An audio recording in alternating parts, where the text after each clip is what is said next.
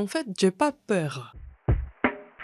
Allez, chinois, entre ton pays comme kawaii, yamete, ni hao, ting ting, ting ting, ting ting, ting. En fait, moi, j'aime bien travailler en France, mais c'est un peu dur. Parce que vous êtes moins discriminé. Parfois, ça peut être un atout pour vous. Vous avez l'image du travailleur docile. Être bon en maths, faire de bons ingénieurs, travailleurs, tout ça, ça vient d'où? C'est complètement fou. La couleur de nos peaux, c'est pas jaune. Je sais pas, le français ou la française parfaite serait un espèce de Gaulois à moustache ou quoi que ce soit, qui est un peu Pourquoi? Pourquoi on est jaune? On est remarqué chaque fois, tous les secondes que tu savais pas j'étais asiatique. Comme j'étais en Corée. Oui, oui, oui. Quand on était en Corée, je Moi savais aussi. pas, ah, je suis asiatique. Mon but, je veux renverser des mauvaises définitions des Asiatiques. Il faut pas qu'il y ait que des personnes concernées qui le portent, il faut que ça soit partagé largement et en même temps, il faut mettre en avant des personnes qui sont concernées. Si vous avez des problèmes, vous pouvez partager avec les autres Asiatiques. On espère quand même que nos futures générations de personnes asiatiques pourraient vivre dans un pays, dans un territoire plus égalitaire. Être asiatique signifiant pour toi dans ta vie? Ça conditionne un petit peu tout. Les gens viennent me parler en anglais. Ça arrive vraiment très souvent. En posant tout de suite la question Where are you from? Les Français, ils adorent la culture japonaise. Je pense que les gens ont beaucoup de références culturelles par rapport au Japon. Je trouve qu'il y a aussi beaucoup de choses qui sont de l'ordre du fétiche plus que de l'appréciation. Et c'est vrai qu'il y a quelque chose qui change dans les rapports à partir du moment où les personnes savent que t'es pas d'origine chinoise, donc ça va. En fait, il n'y a pas de raison à ce que les gens soient plus sympas quand t'es d'origine japonaise que quand t'es d'origine chinoise ou quand t'es juste d'une autre origine. Vous, les Coréens, vous travaillez tout le temps parce que vous aimez travailler. Vous n'êtes pas capable d'avoir le même niveau de civilisation que nous. Il prend un peu une personne blanche qui est responsable de nous. Vous disiez à ces Asiatiques, ici, faut pas prendre des photos. Ma copine est aussi asiatique d'origine vietnamienne. Vous avez fait exprès d'être ensemble, machin. Tout, et c'est des questions qui sont pas du tout posées à des couples blancs, par exemple. Je voudrais savoir, en fait, où est-ce que je peux me sentir chez moi, quoi. Ah oui. Si ces gens-là considèrent que je suis pas français, en fait, j'ai aucun espace pour exister, finalement. Tu dois disparaître dans ce pays. Imaginons être moche en Afghanistan, c'était quoi? Être une Hazara. Tu dois changer l'apparence pour pas être asiatique, pour pas être quelqu'un avec les yeux bridés. Pourquoi il y a des Hazaras partout? Parce qu'on était tellement ignorés qu'on cherche un endroit pour se réfugier, pour vivre comme un être humain. Est-ce qu'ils sont bien accueillis? Et les Afghans avec leurs yeux bridés, les Hazaras, ils sont pas bienvenus, pas du tout. Ils n'avaient aucun droit civil en Iran.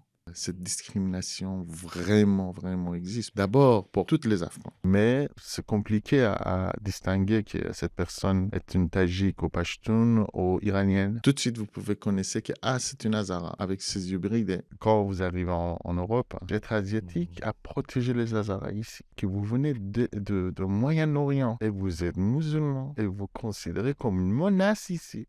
Quand il vous voyait, il dit c'est pas une arabe. Ok, vous êtes asiatique alors. C'est la seule fois dans la vie des Hazaras, être asiatique le protège un petit peu.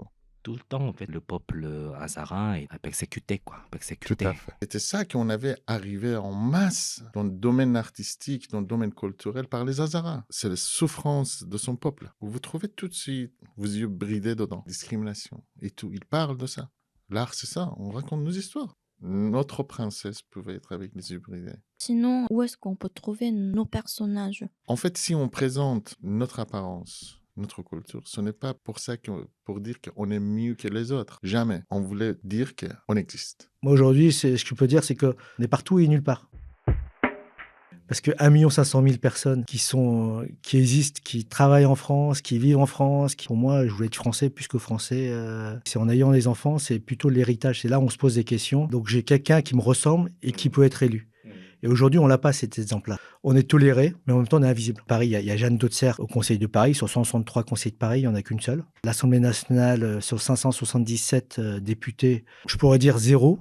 Français d'origine asiatique, même si on sait qu'au Sénat, sur 319 sénateurs, il n'y en a aucune. Députés européens que la France envoie, 79 personnes qui sont députés européens, aucun. Je pense qu'il y a la communauté asiatique, il y a un combat en commun avec toutes les autres communautés, toutes les diversités.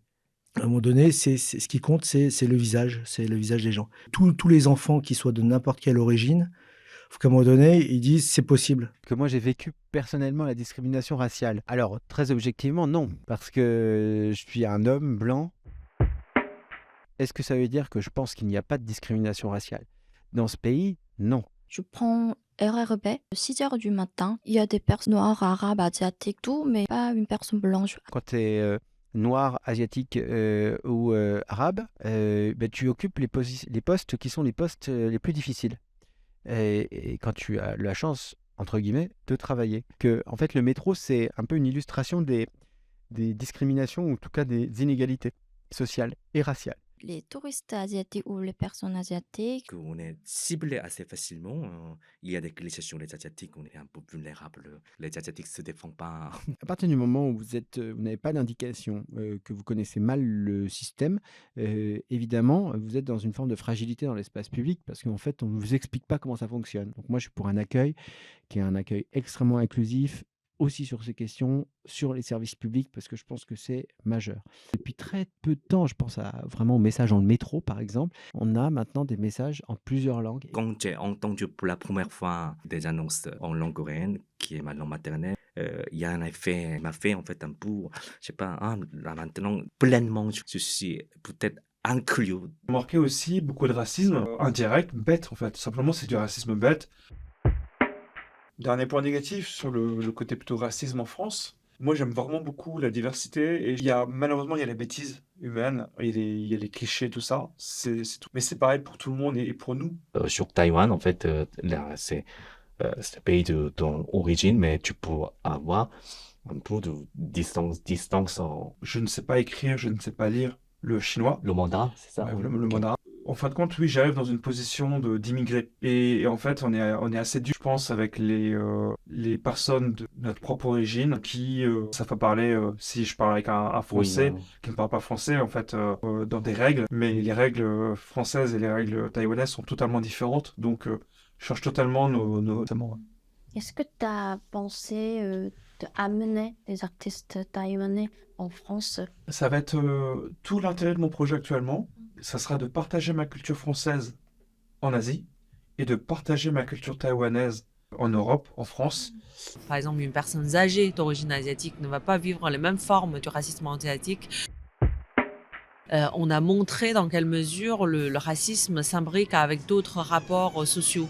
Donc, nous avons remarqué que les agressions physiques est encore plus vécues par les femmes. Isolé, c'est pas un phénomène isolé, ça s'imbrique avec le sexisme, ça s'imbrique avec d'autres. Une personne d'origine asiatique, surtout des femmes, à ranger, à nettoyer, alors que tous les collègues ont des statuts équivalents. Primo-arrivants, ils sont souvent encore plus vulnérables que les descendants, puisqu'il y a cette insécurité linguistique. Et donc, quand ils parlent, ils ont un accent, ils ont des hésitations, ils font des fautes parfois. Et du coup, ce sont des éléments qui peuvent être à l'origine du mépris social. Mais souvent, les victimes sont des personnes d'origine asiatique, mais le phénomène est étudié par les personnes d'origine non asiatique. Et donc, il y a un prisme, il y a un regard déjà en quelque sorte, je dirais pas biaisé, mais en tout cas qui n'est pas, c'est pas un regard de l'intérieur, quoi. Il ne faut pas être trop susceptible par rapport à ça.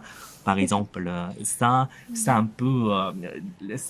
donne un peu l'effet de blocage psychologique. Dans quelle mesure on pourrait développer des moyens de solidarité, on va dire, panasiatique, comme